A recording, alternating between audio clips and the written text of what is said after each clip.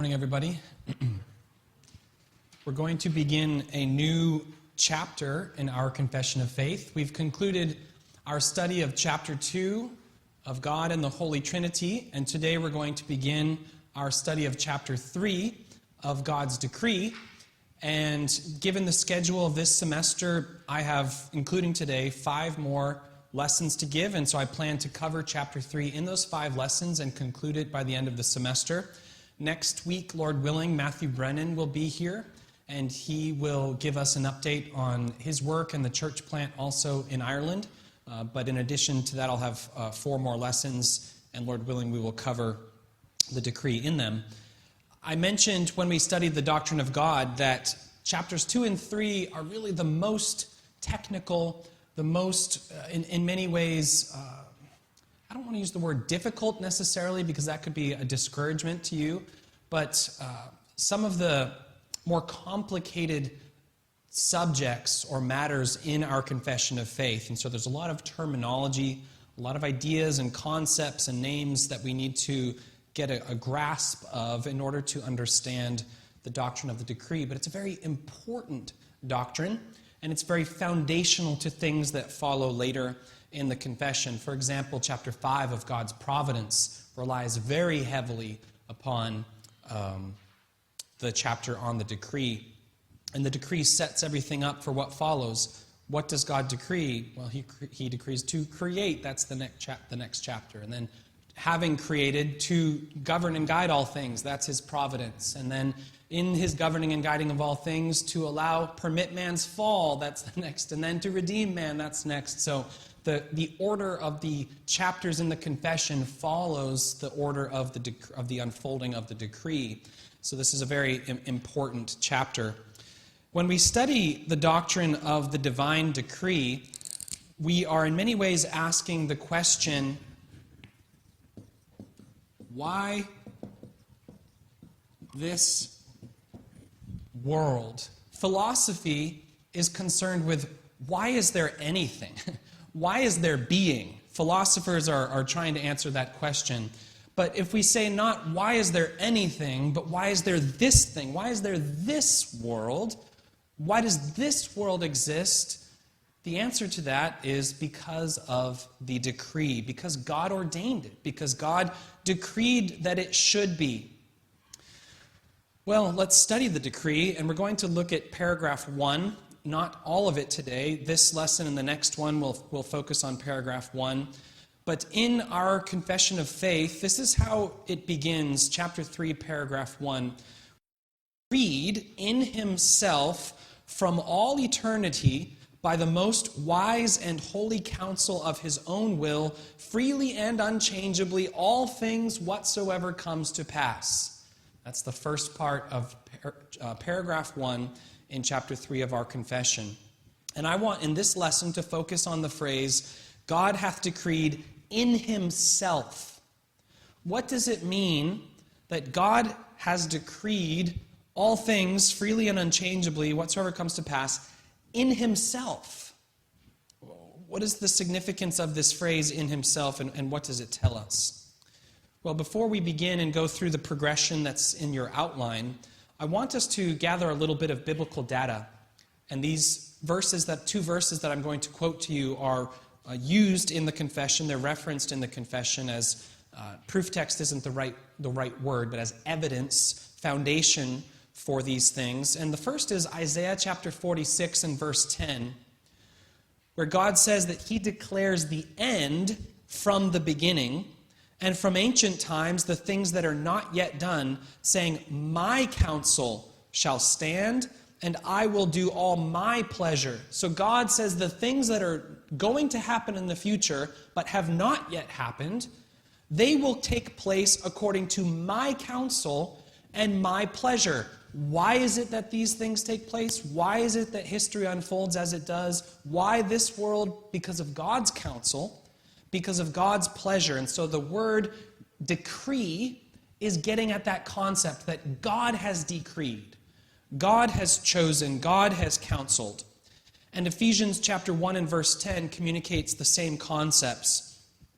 Paul says in Ephesians 1 verse 10, He speaks of our predestination according to the purpose of him who works all things after the counsel of his own will. So God did not just decree a few things. All things take place, all things unfold according to the counsel of God's will. So God declares the end from the beginning because it is his pleasure and purpose that things move from this beginning to that end.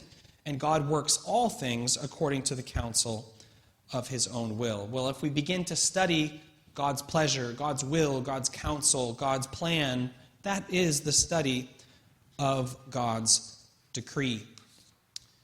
Let's begin then to move through the points that you have in your outline. And the divine idea or the divine ideas. In Genesis chapter 1, when God creates all things visible and invisible, it tells us that he made everything according to its kind. God made everything according to its kind. But where did these kinds come from? Where did the fish kind come from? And the horse kind come from? The trees, all of the things that are, all of their kinds. They have a type, they have a form, they have a certain whatness to the thing. Where did those kinds come from?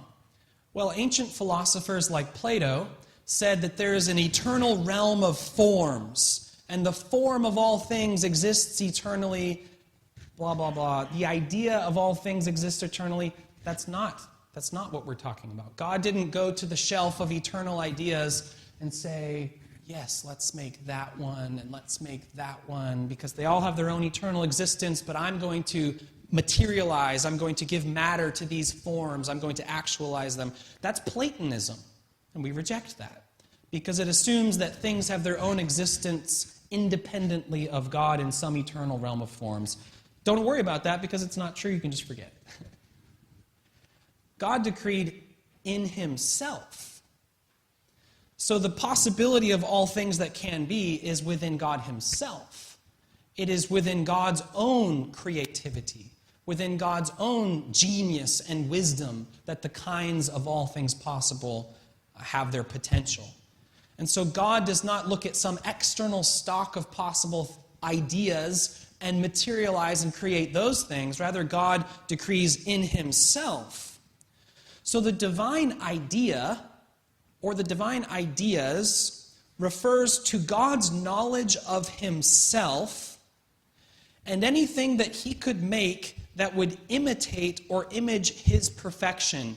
He is perfect, and these are all of the things that he could make that would imitate his perfection. God makes good things. He, being good, makes good things, and he knows all of the good things he could make that would reflect his goodness. So the divine ideas are all of the things that God can create. But God's idea or ideas are not like human ideas. We get ideas from things outside of us. We look at a horse and then we make a model of a horse. We look at a fish and then we make a model of a fish. We learn what a chair is and then we make a chair. You start with a pattern and then you make that outside of yourself. People, more creative types, are able to do this more, where when I grew up playing with Legos, I could only ever make what the instructions say. I couldn't look at the bricks and just think of what they could possibly be and then make it. I don't have that kind of creativity, so I'm not an artist. But other people have that artistry in them, where they see a canvas, they see pieces, they can conceptualize something and then make it to be, but they're still getting these patterns and these ideas from something outside of them. Whereas God's idea is him knowing himself and all that he can make. His knowledge does not come from something outside of him. His knowledge is a knowledge of himself. And because God knows himself perfectly, we truly should refer to the divine idea in the singular. God knows himself. But all of the things God can make outside of himself are diverse and multiple, And from that perspective, we can call them the divine ideas. But we don't want to attribute a diversity in the mind of God himself. The diversity is in all the things that God could make outside of himself. So the true and proper term would be the divine idea, but we see it in a multiplicity of things, which we refer to as the divine ideas. Now, what does it mean that God decreed in himself? That's what the rest of this lesson is going to unpack. And let's begin to understand this phrase that God decreed in himself by considering in the first place, or second in the outline, but God's knowledge of simple intelligence and God's absolute power, which we have actually covered these things already in chapter 2, even if we didn't use some of the terminology. God's knowledge of simple intelligence. What is God's knowledge of simple intelligence? Well, you have some subpoints there. God knows all things possible. Because God knows himself, he knows all the things that he can cause to be. God knows himself, and so he knows all the things that he can cause to be. Nothing can be caused or be created apart from him. He knows all that he can make, which means God knows all things possible. God knows all things possible. That's his knowledge of simple intelligence. He knows himself, simply. So he knows all things that he could make, which is all things possible. God knows himself. But when we say that God knows all things possible, there are two kinds of possibility. There's an intrinsic possibility, I'll abbreviate this, and there's an extrinsic possibility. Intrinsic possibility is asking the question, can this thing be? Is it logically coherent and consistent? And then the extrinsic possibility is, can it be done? This is the everlasting struggle between engineers and clients.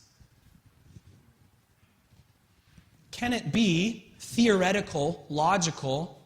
Can it be done, practical? Can the thing be, is it a logically coherent possibility? And then extrinsic, can it be done? So could we build, could we build a ladder to the moon? I mean, intrinsically, yeah, you could build something that connects to the moon in its orbit, I guess. I mean, maybe that can't be, but. And then the engineers will say, it can't be done. The idea is sound, the idea is fine, but it can't be done. So for man, for creatures, these two things are distinct. And a lot of business and art struggles with this distinction. But for God, these are the same thing. In God, if it can be, he can do it.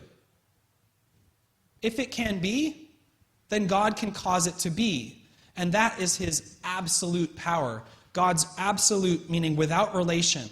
God's absolute power is his ability to materialize or actualize all things possible. If it can be, then God can do it. For God, decreeing in himself, he knows all things possible, and he can do all things possible. If it can be, God can do it or cause it to be. Now, there are intrinsic impossibles, like a four-sided triangle. It's a logical contradiction. It's a non-thing. It doesn't have being because it cannot be. And so we would say that God knows intrinsic impossibilities not as things in themselves, but as odd ideas that humans can think up. God's knowledge of himself is a knowledge of all that can be, and he has a power that can do it.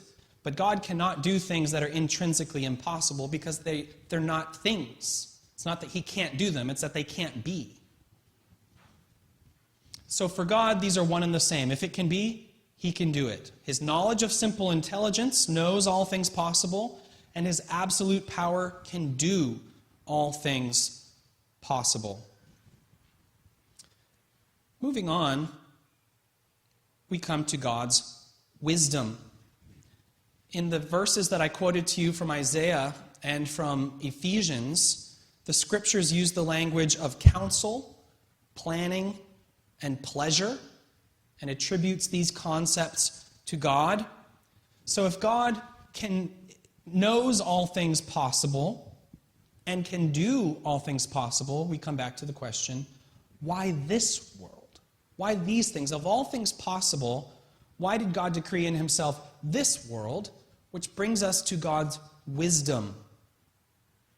God knows not just all that can be, but all that is best to be, or what should be, according to his own wisdom. So logically, prior to the act of decreeing, logically prior to the decree itself, is God's counsel or plan or an act of wise selection. Now we say logically prior because there's no succession in God. He's eternal. There's no time that God is passing through where he's thinking and planning and deliberating and determining and then coming up with a decree. For God, who is eternal, this is a logical priority. Logically prior to the decree is an act of wisdom. From all the things that could be, God chose to decree this world as being most suitable and most fitting to accomplish the end which he decreed. As our confession says, by the most wise and holy counsel of his own will. Which brings us to point 4. God knowing all things possible and being able to actualize all things possible, logically after an act of wise selection, God chooses to decree this particular world, and then he wills it to be.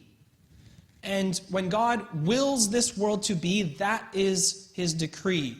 He causes, he makes this world to be. And the study of the decree is the study of all that God has willed, or all that his will causes.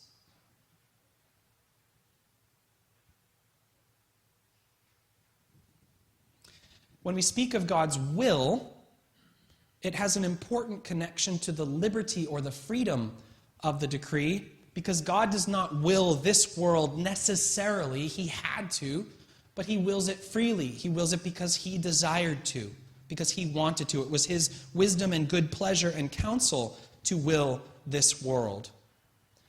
And so already we can appreciate all that is contained in a phrase as small as God decreed in himself. Having his own knowledge of all things possible, and his own power to do all things possible, and his own wisdom to know what is best, he willed in himself to cause the world that is, and all things in it. So the origin of all ideas and forms, the original artist, the first and chiefest being who knows all things and can do all things, is God. And he in his infinite wisdom and counsel determined to will this world freely and unchangeably, all things whatsoever comes to pass. God said in Isaiah, we already read it, he declares the end from the beginning. He knows what's going to happen. Which brings us to God's knowledge of vision. God's knowledge of simple intelligence is his knowledge of all that could be, because he can cause all things possible to be. But God did not will that all things possible should be. God did not will all things possible. In his wisdom, he willed this world. So God's knowledge of vision is his knowledge of all that will be in the future of the world that he created and decreed, because he decreed and created it. His knowledge of vision is a knowledge of the future because he declares the end from the beginning. And we often think of God's omniscience on this level only. God knows all things that will happen and have happened, which is really just a knowledge of this world that he's decreed. God's knowledge is far greater than that. His knowledge of simple intelligence is a knowledge of all things possible. And his knowledge of vision is a knowledge of what will be because he has decreed it to be. I declare the end from the beginning, things not yet done, not yet come to pass. Now, at this point, take a look at the nice developing order of these points in the outline, and I'm not attributing any niceness to myself. This is the nature of the doctrine that gives us this very logical and coherent development. But see how God's knowledge of vision is fifth. If you've ever heard of middle knowledge or Molinism, take God's knowledge of vision and push it back in the order before God's wisdom. This is where Molinism, middle knowledge, and certain forms of Arminianism go wrong. And they say that God looks forward in time, and so there's a middle act of knowing, there's a middle knowledge in between God's knowledge of all things possible and his willing all things to be. And that middle knowledge is a knowledge of the future that God looks at to see what will be, and then he decrees. Having seen the future, then God decrees these things to be. And so they move God's knowledge of vision to a different spot in the development. But one of the fundamental problems with this is that it assumes the independent existence of creation prior to God's, or independent of God's decreeing it and making it to be. God sees a future that he has not decreed or made or caused. It must have its own existence. It must have its own being. It must have its own causality. It doesn't make sense, and it destroys the doctrine that the Scriptures teach. There is no knowledge of vision independent of God's will and decree and wisdom. God's knowledge of vision follows from his wisdom and his will by which he decrees all things. So Arminian doctrine that teaches that God saw your faith, foreseen faith, and then decreed your election and such things is disordering God's wisdom and his will and his knowledge of vision. And it's for more sophisticated forms of that teaching, they would speak of a middle knowledge, a knowledge of God between his knowing all things possible and his willing things to be. So God does not look to the future and then decide what to decree. The future is the future because God has decreed it. Moving to the sixth point. Get a little drink first.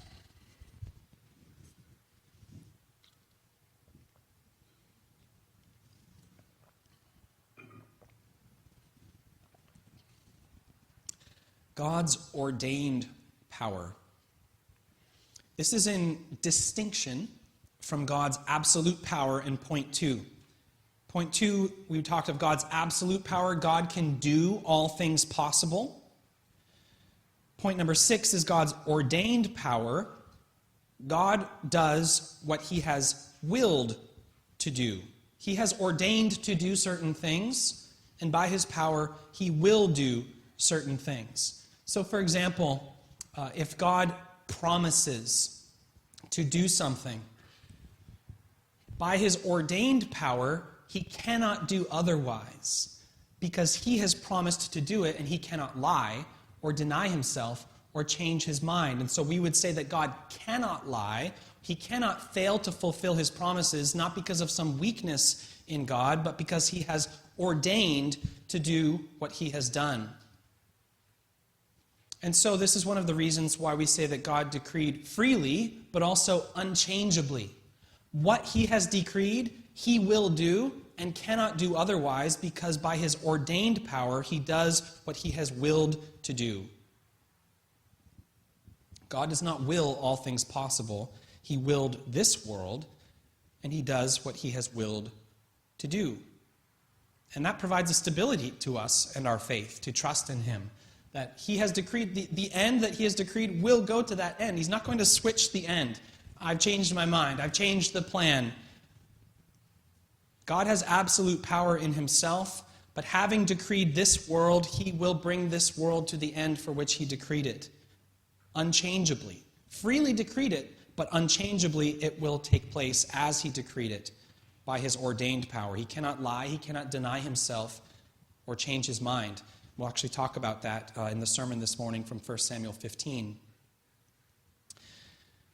Seventhly, we come to God's providence. The word providence does not come from, you might think it's to provide, but it comes from pro and videre, to see in the future. It's looking towards the future. And God's providence, which is chapter 5 of the Confession, teaches us that God, having decreed all things, also governs and guides all things to the ends for which they were created. So we're not affirming the clockmaker argument. God winds up the world and leaves it to go. But God is bringing all things to pass. He's bringing all things to the end. He declares the end from the beginning, and he brings everything from the beginning to the end. By his providence, he governs and guides, he bounds and he limits all things. And so God's knowledge of vision knows what will be, and by his providence, he brings it to what it ought to be.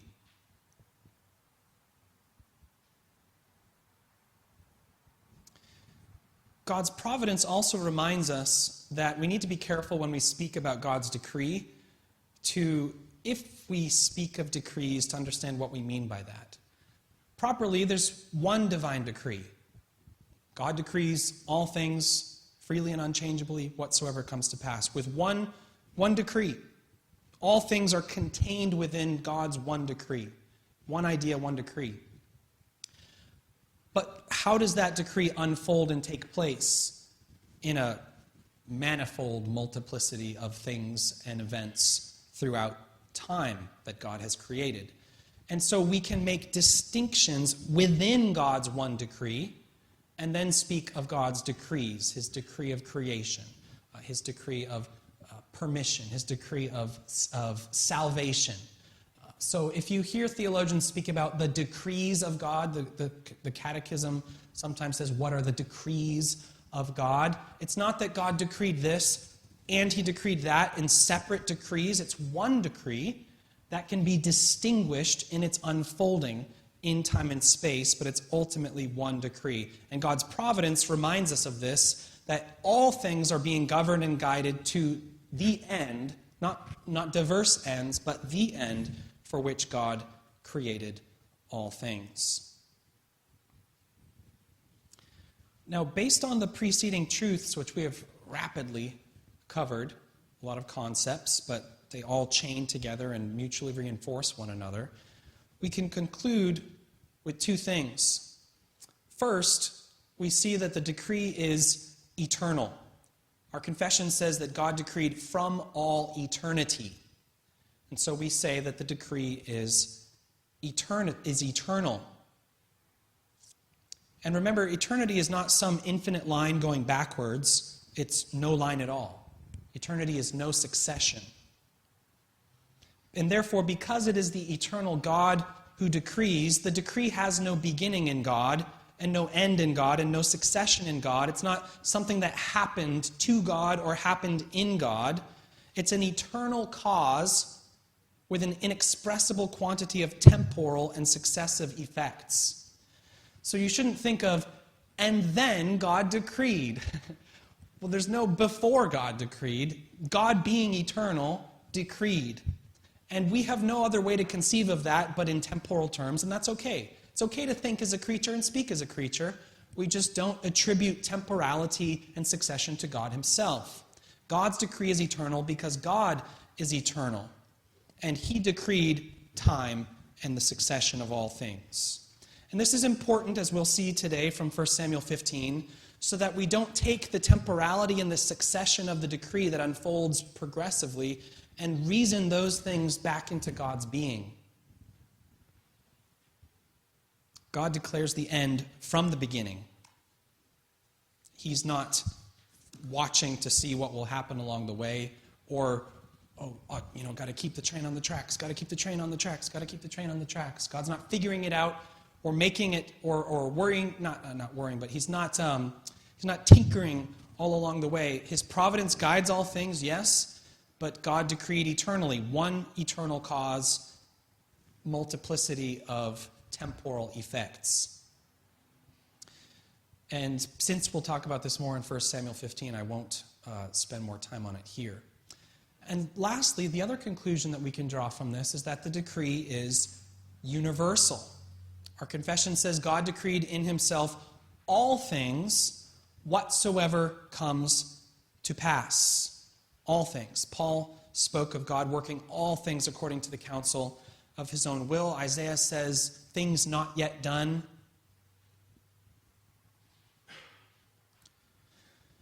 And it's important to say that God's decree includes all things, not just so that we understand, wow, God did this and God did that, but so that we understand that even the things that happen from our perspective by chance are in God's decree also. For example, in Exodus chapter 21 and verse 13, when speaking of involuntary manslaughter, someone was killed but without any intention. No one intended to kill. It was an accident. The language used there is, quote, God let him fall into his hand. So even the death of someone by involuntary manslaughter was included in God's decree. We also are taught by Jesus about the sparrow that falls to the ground, the hairs on one's head, the lilies of the field, in the Proverbs, the lot that is cast into the lap. All things, great and small, intended by man or not, all things are included within the decree of God. So there's always a sort of an irony when someone says, that was so providential. Because the language implies there are other things that aren't providential. All things happen according to God's providence, which is unfolding according to his decree. Now, we know what that person means. What they mean is, this was particularly to my favor. All things happen according to God's favor, or according to God's providence. And we do acknowledge cases where the Lord really opened a window or door for me or for my family or for our church in such a thing. We can speak in those ways, but we should not ever think that God intervened in providence somehow to make this happen, as though he were not at work in all things in the rest of the world and the rest of time.